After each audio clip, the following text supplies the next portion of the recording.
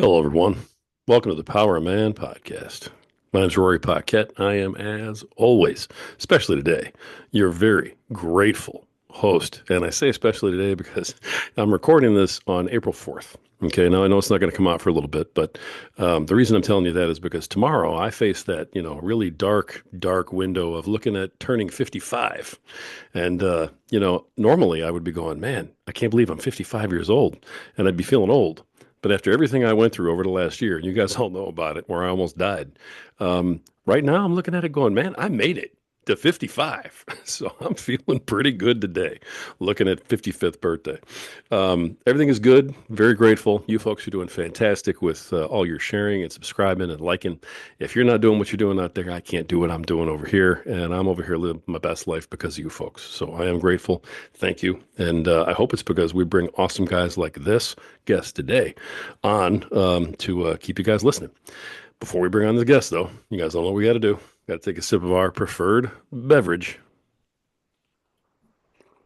I need more of that. I'm not sure I can keep up with this guy. I might have to drink this whole cup.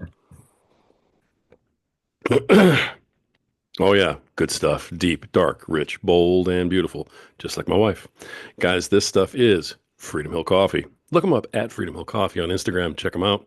They do all the right things for all the right reasons. They brew a mean cup of joe, and they support veterans, which is why we support them. You all know how important veterans are to this program and how important it is that we support them and go out of our way to thank them for the service.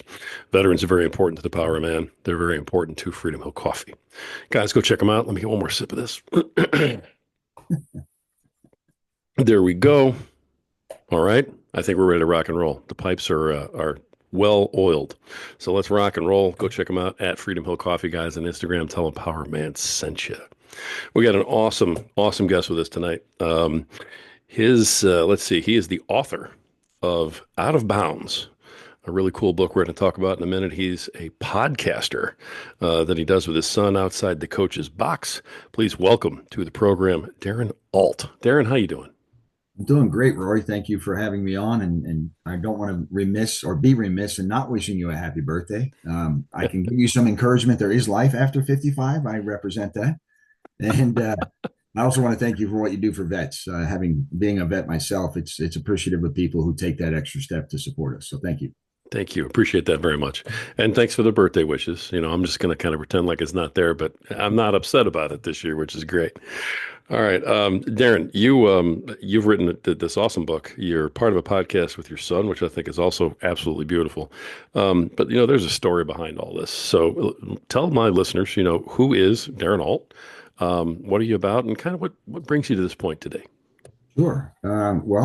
My name is Darren Ault. I'm from New Jersey at this point. I was a California kid growing up, but moved out east to attend the United States Naval Academy a long time ago. um, at that, as I was moving through my progression as a naval officer for the 6 years that I served active duty, I ended up getting a coaching job at the Naval Academy Prep School, coaching men's basketball. So we would play people like Harvard's JV and Brown JV back when school still had a JV team. And that's where I got the bug really to start coaching and create somewhat of what became my side career, my passion for sure. But I started coaching basketball. So for 33 years, I coached a variety of levels from NAPS, which was a college prep, to seventh and eighth grade boys, to high school girls, and a myriad of AAU and township teams in between. And it really was a passion. My wife would often say I was married to basketball. um, but I enjoyed doing that. And I would say the last 10 years or so in my coaching career, I started to notice that negative engagements with parents were becoming more common, where they would overstep what I call the line of the player coach relationship, right? I've always felt like it takes a village to raise a child. And so when I was growing up, I know that coaches were very influential to me, to my maturity. Teachers, certainly police officers. The town used to be more friendly with police officers, so there was this whole myriad of influences in a child growing up. And when I became a coach, I took that very seriously. I wanted to be that extra positive resource, that positive influence for the young men and women I coached. But the challenge was these, and again, it wasn't everybody. It might have been in my 33 years of coaching. I think I can count on less than 10 fingers the number of negative interactions, but they were getting more and more visceral, more negative, more focused, to the point where in my last stint at Homedale High School in New Jersey, I was the varsity coach there. In my fourth year, just had established this great program, ready to rock and roll now. I had a young lady who actually accused me of inappropriate touching, not for her, but for two people on my varsity team who disputed that up and down. Their parents supported me a whole 9 yards, but it was enough to make the school board make a hasty decision to suspend me, which ended up being the end of my coaching career. Hmm. Man, ouch. I don't even know how. I don't even know how to begin thinking about how to handle something like that. I mean, that's an assault on your character. That's an assault on everything, your morality. I mean, how do you even begin to fight back on something like that? Well, first of all, I thought it was a joke when I got a call from the principal that day, who I was friendly with, and it was on the heels of a game with a perennial powerhouse in New Jersey, who we took down to the wire. We had beaten them the year before. This year they were ranked third in our conference, ninth in the state. So, and that's kind of where they always were. And we took them down to the wire. Great game, and I could feel like the chemistry was really starting to happen for my team. Um, so to that point, at the end of the game, I congratulated, even though we lost, I congratulated the girls on a great effort, on the building of chemistry, on the direction we're headed. And the next morning, I got a call suspending me indefinitely. And I thought he was joking with me. And he's like, no, I wouldn't joke about something like this. But then it became a stark reality that, oh my God, this is really happening. And I'm like, why? What? And I'm trying to, who's the accuser? What's the proof? Can I at least have an opportunity to talk to you guys? And it was, can't tell you that, can't tell you that, can't tell you that. And it was at that Wow. point, I realized, wow, I'm in the dark on this, and I'm alone on this. Alone in the sense of the administration and garnering support from them. I certainly had a tremendous amount of support from my family, from the families of the rest of the basketball program. It literally came down to one girl and one set of parents, but the other 18 in the program were 100% supportive of me. And then the basketball community, once it started to leak out, I mean, athletic directors, coaches, referees, principals of other schools, they're all texting me like, what in the world is going on? Right. To the point where one athletic director said, if they're going to do this to you, they can do this to anybody, just based on my reputation. Yeah. Wow. Ouch. Did any of this have to do? Did you lose the game to the rival? Is that what happened? Well, we did Because I lose. can't help but think that way. Yeah, no, we did lose it, but again, they were third in our conference, ninth in the state. I mean, they have every year they've got a starting five of Division I recruits, and our program wasn't at that level. We had one Division I, one Division III, and then a combination of soccer players and other athletes who wanted to be a part of a team. Right. And that's really what we focused was let's take this combination of talent and personalities and help them learn, shape them to learn how to play together as one unit. Right. And we rose up in the ranks. And like I said, that was Red Bank Catholic, that perennial powerhouse in New Jersey. We actually beat them the year before with almost the same lineup. So yeah, Cool. it was an eye opener. It was a traumatic experience. I really didn't know where to go. There's a moment of darkness there. I didn't know how to quite get out of for a bit. Right. Now, this is what the book is actually about. Am I right? So yeah, that became the catalyst or the straw that broke the camel's back. I actually had the idea for the book about 10 years earlier. And it came out, the title came right away, like out of bounds. I remember getting off a phone call, one of those type of phone calls with a father who I knew very, very well and actually coached two of his daughters with great success. We still have great relationship today, but that phone call was more about how come his daughter wasn't getting the playing time, somebody else is starting over her. And I said to him in that phone call, I said, you know what, you're out of bounds on this. And I was like, woof, there's a title, right? So then I started to think about that interaction and any others like it. And I just took kind of notes, like a little outline of what they were, with the thought that, hey, eventually this could be a book. Never expecting the last event, that catalyst, the suspension, to ever happen. But figuring at some point in my life, I will be done with basketball. I can kind of do a recap at the end of it. Sure. So after finishing the whole suspension and then, flushing that whole story out, I realized, okay, now I have something to really propel this book forward. Sure. The I mean, I don't want to give away the ending of the book, but what happened to you with all of this? I was the suspension ended up lasting about 40 days, which essentially took me through the end of the season, which was our season. This, it was my fourth year. I had my first group of seniors. We were ready to go and get deeper in states than we had the year before. So I lost that whole opportunity. I didn't get to be there for senior night with six seniors. I just sat there on the sidelines, literally trying to figure out how do I get back in here. And at one point, honestly, I thought January 26th that year was 2022. The parents went to the Board of Education meeting for January, 2 weeks into my suspension, and actually stood up in front of the entire board. And one mother read a letter on behalf of the parents. And when she did, there was the rest of the parents, except for the one family, stood up behind her and read a letter in support of me and my staff. We love the way they treat our kids. There's never anything inappropriate. We want them back on the sidelines. I was like, okay, this is great. I didn't ask for it, but that's great support, right? Right. And then another mother stood up afterwards, the mother of one of my senior captains, and she read a letter written on behalf of the girls, 18 out of 19 girls, saying the same thing. Always treated us with respect, was a mentor, was a gentleman, somebody to look up to, had our best interests at heart. Those two letters read, I thought I'm back on the sideline tomorrow. And it was crickets.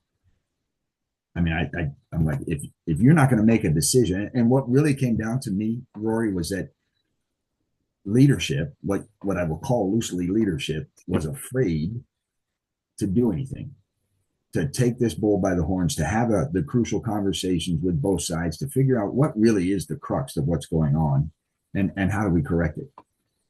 So from the AD to the principal to the superintendent, there was no ownership, no accountability. Wow. Yeah. So, did you end up just getting thrown under the bus, politically? Is that kind of what resulted from all this?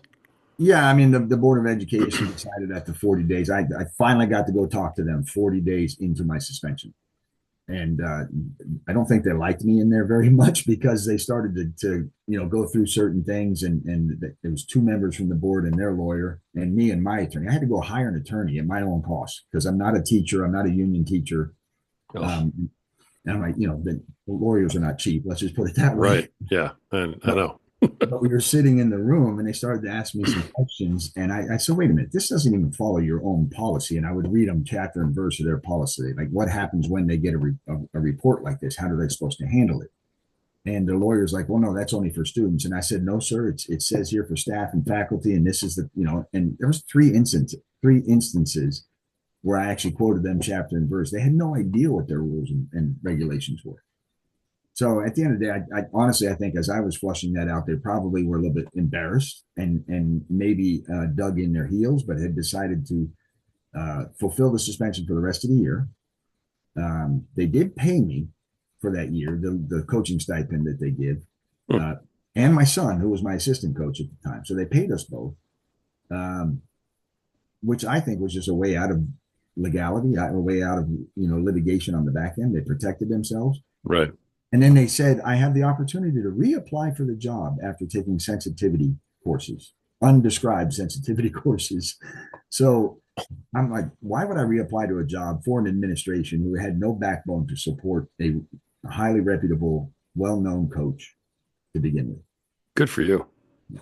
Yeah. Now, did you That go was ahead? it. That was Did it. you? I ended my coaching career. I was just going to ask that if you got to go coach anywhere else, or if that was the end of the line.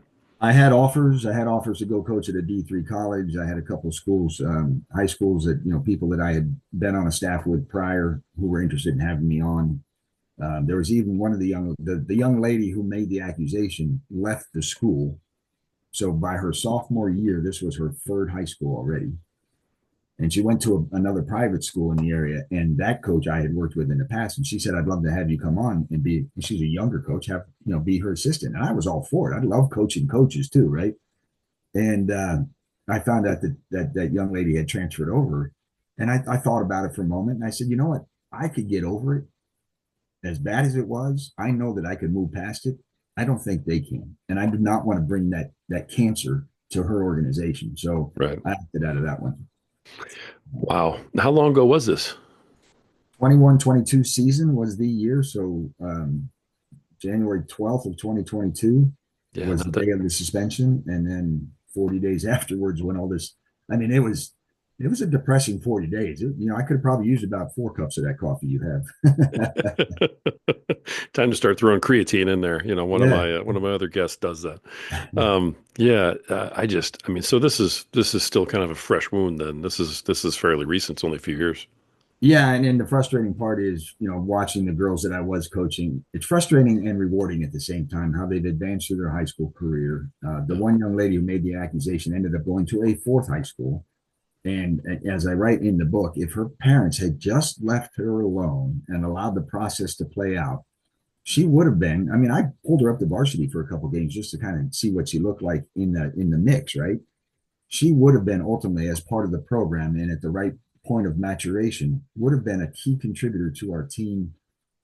It's hard to project, but I'd put her in at a 10 rebound, 10.8 rebound kind of person day in and day out.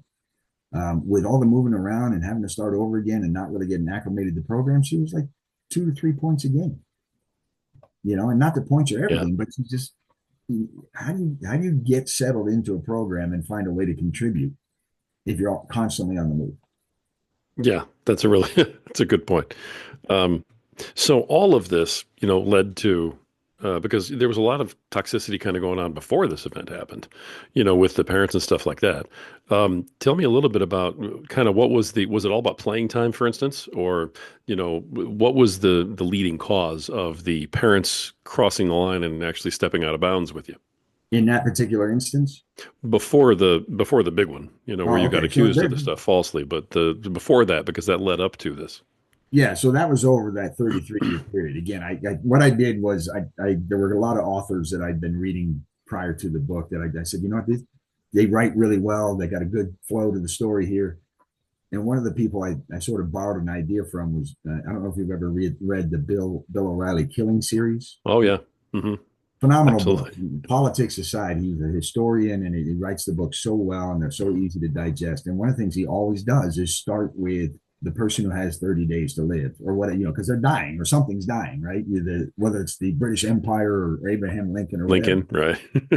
So I said, that'd probably be a really good way to start my book. So I started with the last game against Red Bank Catholic and then my suspension. So it is titled "Start with the End in Mind." And then I go back from there Excellent. to the beginning of my coaching career, and where did I start to see these things bubble up? What were the telltale signs? What were the experiences? And I have to be honest with you, Rory. Most of them, at the end of the day, and once the parents kind of finally got that I was not trying to hurt their kid, I'm trying to help the kid and them. I'm trying to be supportive of what the values and virtues they're trying to instill at home. I would try to mirror that for them, on the basketball court. And most of those ended up coming out very positively. Like I had one father who I coached both of his boys in seventh and eighth grade basketball, and there's a detail on this, quite a bit of detail in one chapter about his oldest son. But at the end of the day, after coaching both boys several years apart, he thanked me for helping make them the men that they are today. Thank you for making my boys the men they are today. Wow. And I was like, wow, I mean, as a coach, that's gold, right? Yeah. Yeah. Yeah. 100%. That it doesn't seem like everything that's happened to you though has sort of tainted your view of coaching. No, I mean, listen, outside of the local politics these days and the way youth sports is run and some of these run-ins that are more and more frequent, if you broke it down in coaching in a vacuum, I love it. I love the interaction with kids. I love having them understand or have those light bulb moments, I would call them, where, you've been trying to get them to understand a certain offensive sequence or how to rotate the weak side of the defense to help your teammate who just got burnt. When that happens and all of a sudden you see their face light up, that light bulb goes on. I mean, that Yeah. again is the reward. They didn't have to, I say they didn't have to pay me for most of my coaching career. It was volunteer. I was not paid until I got into the high school, you know? Um, yeah, I love it. The one benefit for me is that I am a leader in my job. I'm a regional vice president for a manufacturing company. So on the sales arm of it, I have a team of 8 or 9 people, and they're older and at different levels of their careers. But I still have the opportunity to coach and help develop talent, and again get them to work together as a cohesive unit, which is what coaching is all about, especially in a team sport. Right. I've coached a lot, and so I understand everything you're saying right now is just kind of hitting me right in the heart. There's nothing better than you teaching and pouring into it, and then watching it play out where they're all just working together as one, and it's all clicking, and Yeah, that they're all just getting it, and it just so I know it's just fills you up. yeah. Um, Even off the court too. I didn't mean to interrupt you there, Roy, no, but please go ahead. off the court, I have a young man who wrote a little snippet on the back of or submitted for the back of the book that I have, who's a vice principal in high school now. He's about 40 years old. Still calls me coach today. You know, um, when you see those players from years past and they come up and give you a big hug, or one of those handshakes followed by a bear hug of some kind, men and women. Women who played for me as little girls that are now married and have kids, and the first thing they want to do is, "Hey, coach, here's my child." Yeah. Um, that those kind of moments that is so endearing, so touching, so rewarding. Yeah, that's the part I miss. Yeah. The what I was going to say is you've got people don't really understand that the story doesn't just end there, with what you're even with what you read in the book, because when false accusations are thrown out like that and you have to defend yourself and there's expenses of lawyers and everything else, I mean, it takes such a toll everywhere else in your life. Yeah. Did this impact you, or how did this impact you? Because I'm assuming it did in, your personal life at home, with your family, with work, stuff like that. Yeah, I mean, I was blessed to have, obviously, my wife of 35 years was very supportive, in spite of the fact that she accused me of marrying basketball. You know, my son and both of my daughters, who I had the opportunity to coach, all three of them at some point in their basketball careers. My daughter's the longest from AAU through high school. Uh, our relationship was always fantastic. As a matter of fact, I would say wholeheartedly the coaching supplemented the father-daughter, father-son relationship, made it to different levels, different layers of enjoyment and understanding for each other. Yeah. They were all super supportive. So without that, it would have been a hell of a lot harder, because I can't tell you, for 2 years there was not a day where I spent 1 or 2 moments, maybe three on certain days, especially early, kind of sinking back into, why the hell did they do that? Who would do that? Who would go to that level to lie, make a false accusation about somebody, using two other girls as their weapon to get at a coach, even though the parents behind those two girls are saying it absolutely is not the case. We do not support this. Why would they go to that? All because they want their daughter to have more playing time, who's a freshman, by the way. And if it weren't for the fact that we were in a small school, probably wouldn't see varsity until she was a junior or senior. You know, so yeah, I mean, it for 2 years solid. It was there would be those pulls back in. Either I'd wait. I'm an early riser anyway, but the first thing I'd wake up, I'd start thinking about the process, or why is leadership letting me down, or why is it just void altogether? You know, Right. I got called into the police department. I hadn't been to the police department since I was 5. When I got lost, I got separated from my mom, and luckily a nice police officer picked me up and drove me back to the station, and fed me Hershey chocolate bars and let me play with different toys over there. But this was a totally different walk, and walking through that police station, I mean, sergeants, chiefs, lieutenants coming out of their office to greet me, to, "Hey, coach, this is BS. We're sorry you have to go through this." These are the people that are supposed to be investigating me, right? Yeah. Um, yeah, it was a mess. It was, and then the thing that really kind of rung true for me, that made me, again, I mentioned the text and the emails and the phone calls of support. There was never a negative, but I did get an email from a customer who had heard about it, and he basically reached out through my work email. "Hey, heard about what's going on. Give me a call." And I'm like, "Oh my god, how's this getting out to?" This was like day 2 of the Right. accusation. How's this getting out? Now, to be fair, his daughter was a basketball player in the same conference, and I coached against her, so we had created a bit of a friendship in work through the game of basketball. If it hadn't been him, though, what if it had been somebody who took offense to what they read or saw or heard? and I lost business because of it. Right. And I can't do my job because of it. So now that's what made me say I would I go back to coaching in a heartbeat for the kids, but I can't afford the chance. You know, Right. Well, so I mean, that didn't impact you then that negatively because everybody seemed like they had your back except the school board. except for the people who really should have, Yeah. right? Especially given the unsolicited, volunteered support from all these people. The current parents, Yeah. alumni parents. There were kids that had nothing to do with basketball who were writing letters to the board telling them that this is an embarrassment. Um, Parents and coaches from other programs, again, unsolicited emails, letters to the board. It was amazing. It was touching. And again, rewarding in a bad circumstance, but rewarding to know that I had that kind of support from hundreds of people. Honestly, that speaks to that's a huge, huge, kudos to you for obviously the kind of man you are, because that's not the case most of the time, from what I understand, and other things I've read and so on. There's always a guilty before proven innocent, type of scenario. Yeah, if that's how that went for you, that really is a testament to you and your character, sir. So hats off.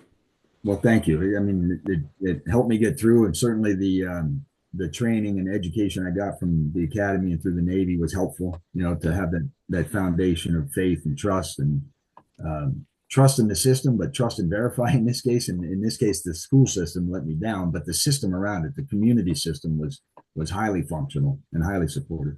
excellent. If you don't mind me asking, and maybe you can answer this or not, but you mentioned that they did make good paying you and paying your son. Yeah. So he was an assistant coach. He didn't get suspended. Did he take over the team and have to coach the team with the person who made the accusation against you? So you would think that would be in any circumstance that would be the case where the assistant coach takes over when the head coach is suspended. Sure. During that initial phone call, I was told that my son was also being suspended, which was further confusing. And I said, Oh, wait you a have to minute, be is, kidding. is there an accusation against him? He said, no, other than he has your last name. Now, Oh, wait a minute. All, wow. all of a sudden, I'm some kind of villain. He's got my, and so you're holding the son guilty for the sins, right? The quote unquote sins of the father. That Right. doesn't make any sense. And it wasn't just him. I had a young lady who was volunteering for us who was Tournament of Champions in New Jersey is the cream of the crop. You've won your state level, then all the champions get together and play another little tournament. She was on a team that I was coaching when we won that, and not even the same school, but volunteered to come help me at this program for what was a competitive school. And I had another volunteer, a wonderful gentleman who I'd known for years and coached against for years, who was 68, 69 years old at the time. The girls loved him. They called him Pop. He was like, their grandpa kind of thing. And all of them just dismissed without cause, without notice, no formal written thing, no phone call or courtesy of a phone call to them, just dismissed out of hand. I mean, everything, okay, is quote out of bounds that Yes. happened here, but that's just, I mean, that almost seems just ridiculous to me. I mean, people totally unrelated to any of the accusations, and all of a sudden they're all gone too, just guilt by association. So what they did Wow. out of fear of the family and any potential litigation that might come out of it is they victimize everybody on the staff. And ultimately, listen, we're all adults. We can get over it, right? The kids, the girls who had worked this hard to create a program that was doing this well and ready to really launch, now all of a sudden they've got to deal with this disruption. And I mean, we had girls on both levels, JV, and they weren't supposed to call us, but they did. They weren't supposed to text us, but they did because they Right. were caring, loving people. Um, Many of them wanted to quit. So our reaction was, no, no, you're not going to quit. You're going to stick in there. You're going to. We had a motto: "Stay connected to the vine." That I borrowed from Jay Wright. If you haven't read his book Attitude, it's a really good book. But his motto in there for the championship year was "Stay connected to the vine." And we adapted that. And so I used that in that phone call. Stay connected to the vine, stay connected to purpose, keep working towards what we built. And of course, I thought I'd be back. But even through the 40 years, that message was consistent. I never once told them don't play, boycotted, any of that kind of garbage. Play for each other. Wow. Lose your entire coaching staff. I Yeah. mean, that's going to impact anybody. I mean, it's coaching's important. So wow. Wow, sir. Okay. So I'm just taking this all in right now because that really kind of knocked me over. It was an injustice what happened in the first place, but that is just that's just unheard of to me. That just is a little crazy. Um, okay, so let's change gears for just a minute because you've had to deal with this. You've put it all down in writing. The purpose of the book. Okay, obviously you want to tell your story. Yeah. A lot of folks know your story, but what's in your mind and in your heart? What's the purpose? What do you want to accomplish by writing the book and putting it out there? Yeah. So the my intention always was to try and help share the stories as a vehicle to raise awareness to this problem. That the things in our culture, in our society, especially around youth sports, have gotten so toxic that people who are the adults in the room feel like they can say anything, do anything. There's no accountability for their actions. They can take down, and I'm not patting myself on the back, but an honorable person for no reason whatsoever, and move coaches around and get people fired without any consequence. And so I just wanted to raise awareness to it. I wanted to, maybe through my stories, and they are my stories, but I think I'm not unique in a lot of those stories. And I was hoping, players, parents, coaches, administration, everybody can get a little something out of it that either helps them handle a similar situation down the road, recognize it before it gets to a certain point, open lines of communication. Because a lot of this, again, if we had sat in a room for half hour, 45-minute hour, whatever it took, all parties in that particular circumstance, we could have flushed this out very quickly as to what the crux of it was. If I did something wrong, if I truly did something wrong, how about letting me know what it is and giving me the opportunity to correct it? To afford grace to those who deserve it, right? Who are interested in creating a new opportunity or a second chance or growing from mistakes. Yeah.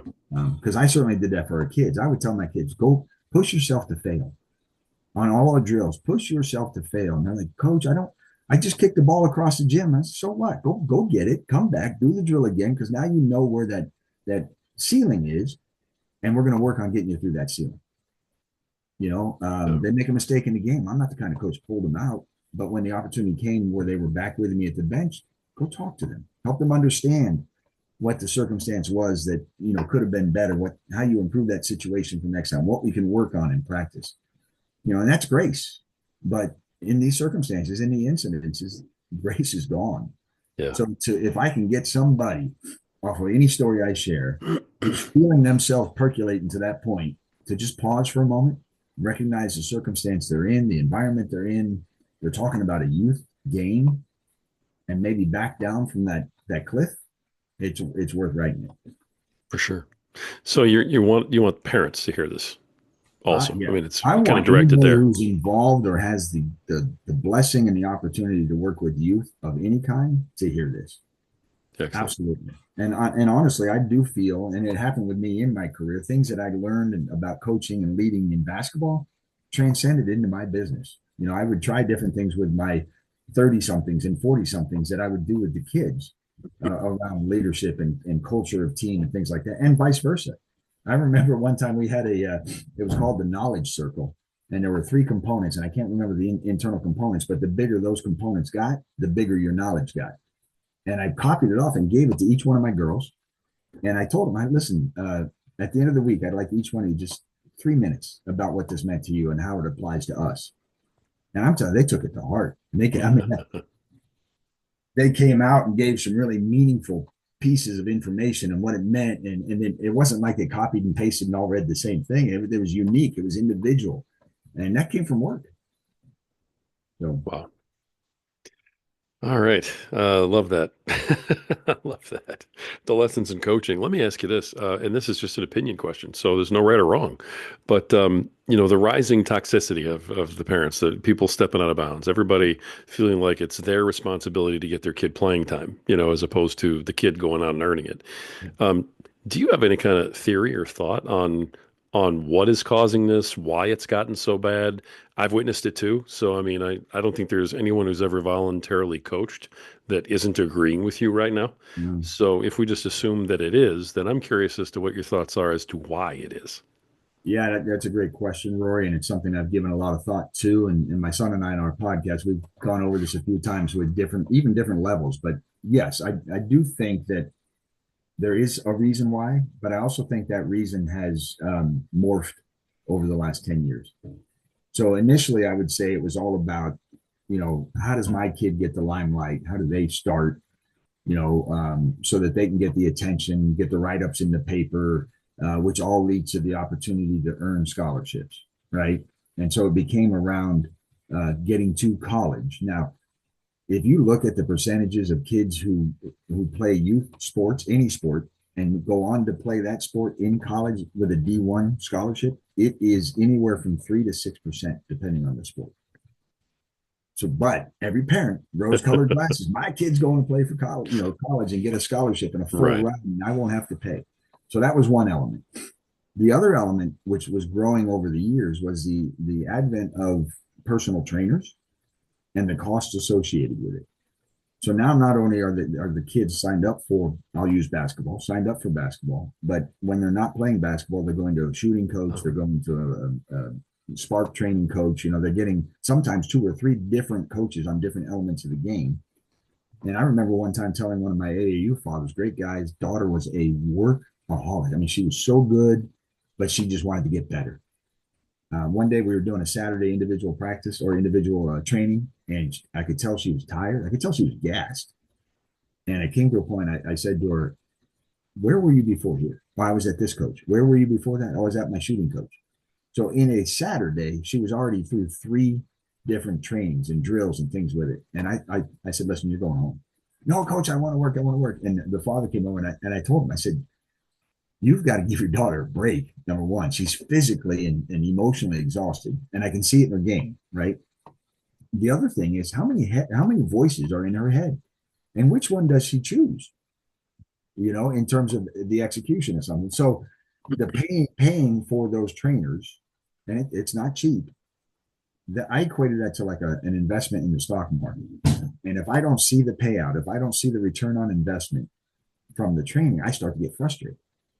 So why is it that my daughter's not, I pay all this money. How come she's not starting? Or how come she's not the one scoring 20 points a game?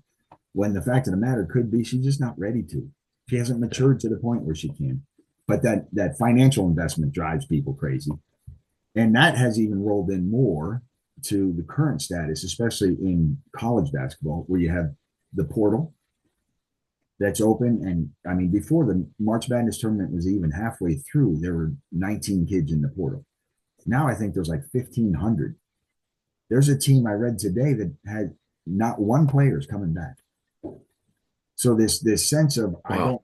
I'm not getting what I want here. Well, I can just go in the portal and leave and go somewhere else. Um, that is trickling down to high school as well. And then on top of the scholarship potential, now you have NIL in there.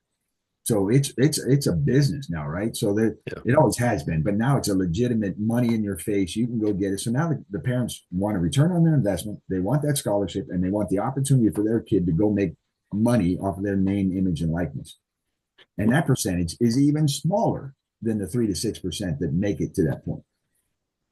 So I think all of that has really combined to create some of this, along with what has been a problem for probably 20 years is the me first mentality.